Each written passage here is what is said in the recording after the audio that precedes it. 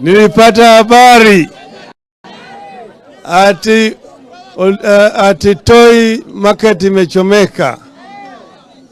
Mimi nikapata huzuni kubwa sana.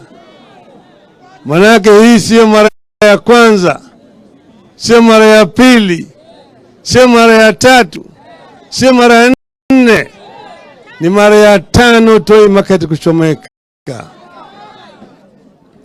Mimi 1996 kama mbunge wa Lang'ata wakati yule nilikuja kumbanyana na hao watu hapa. Ilikuwa Toi iende wakati ile siku hiyo, na tukasema la, haiwezi kwenda. Hao Wanyakuzi walikuwa wameanza mapema sana wakati ile ya Nyayo, tuliwazuia.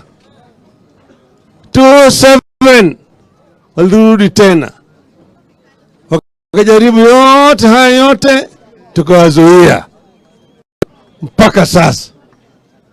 Sasa mimi nataka kusema ya kwamba hii iwe ni mara ya mwisho ambayo Toi imechomeka tena. Tayari nimeongea na gavana na nimemwamrisha yeye.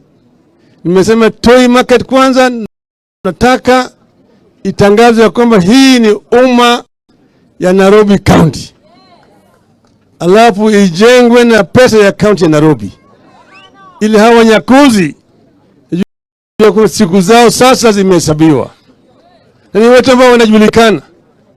Kama ingekuwa wamefanya yale walifanya mwaka ile nyingine, hawa watu tayari wangekuwa wako ndani. Sio wanajulikana, sio wanajulikana. Kwa hivyo sisi hatuwezi kukaa kuona kila mara kwa mara wafanyabiashara wanapata hasara, bidhaa zao zinachomeka ovyo ovyo namna hiyo, ati watu